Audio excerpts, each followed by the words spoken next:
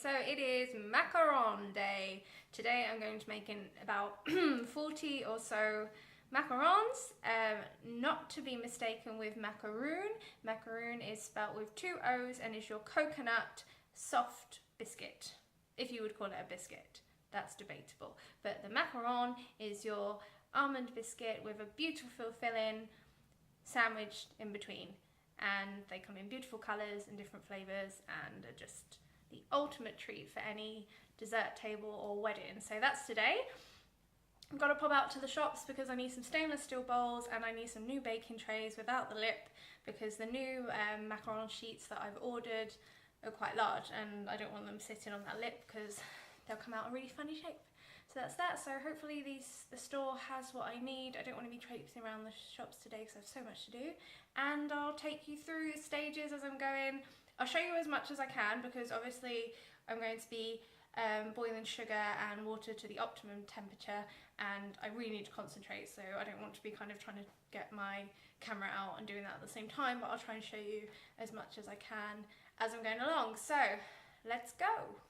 Okay, so I have headed out to get the the trays for my baking, and I've not had much luck in the cook shop, so annoyingly, so I'm going to have to head out to Blue Water probably and hope they've got some trays for me. So it's kind of really slowing me down, which is so annoying, but once I get them that will be great.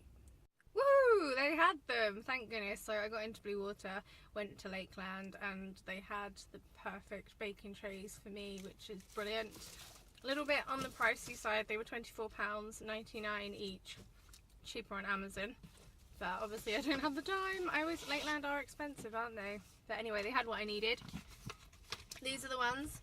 I got the OXO Good Grips Non-Stick Pro. These are for commercial baking and they're perfect because these macaron baking sheets from souschef.com fit perfectly onto my tray. It's actually so hard to find, you know, if you go into like small cook shops, obviously you can't find baking sheets without a lip to them, or they're just not big enough. So brilliant. I got 2 of these and I'm going to throw out all my old ones.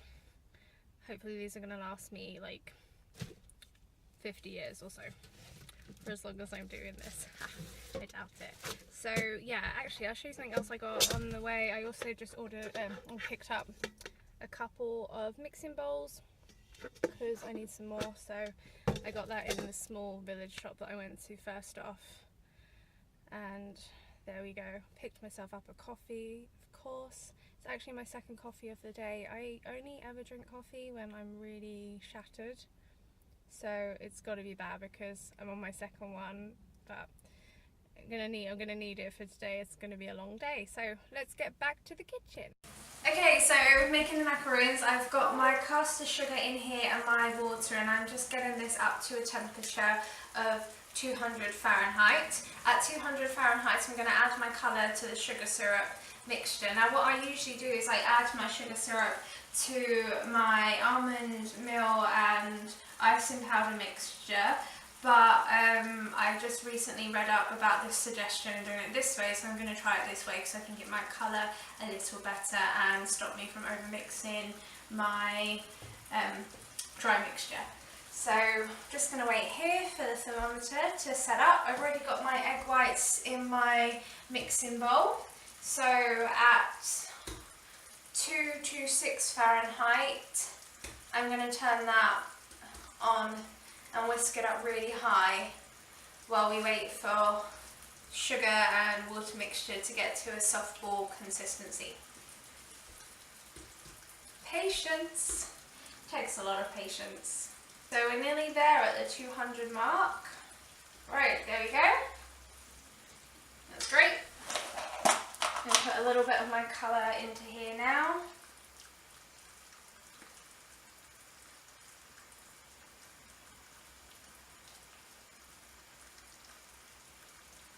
To decide how pink I want these.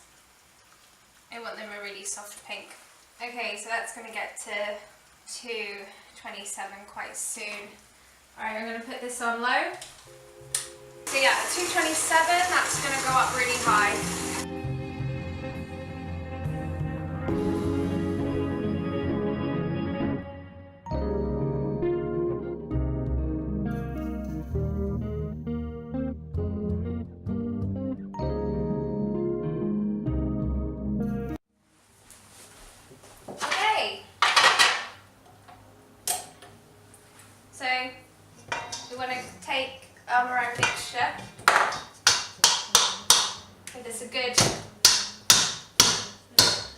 aggressive knock into here.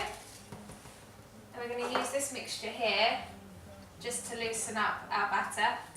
Now, my thermometer, I noticed, wasn't calibrated properly because when I was heating up the mixture, when I was heating up the sugar with the water, it actually started to get to a caramel colour very quickly, and on the thermometer it hadn't actually even hit 230 Fahrenheit yet, which should have been the soft ball stage. So I had to kind of turn everything off quite quickly. I added the syrup to the mixture, but it was slightly golden in colour, so my next batch I'll have to make sure I take it off a lot sooner and look into calibrating that. So we're just going to add the meringue to the mixture just to loosen it. You don't want to overwork it, and then we want to add the rest in.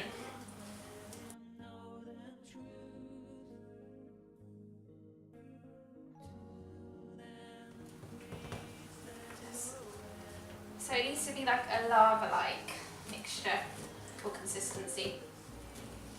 Just want to fold that in gently into the bowl. From the banks of the Clyde to the Tees, not a single family. From the banks of the Clyde to the Tees, not a single family. So here they are. They've not come out the colour I wanted. So I thought I'd try a different technique that I was reading about, where you colour the sugar syrup the colour you want the macarons instead of your almond and icing powder mixture. It hasn't obviously turned out as I wished. I think really I was just very cautious with the colour, adding it to the sugar syrup, because I've not done it that way before, and obviously it was just too cautious and the colour's not come through. That's absolutely fine. I'm going to make another batch on Sunday, and I think I'll just stick to the traditional way that I make it.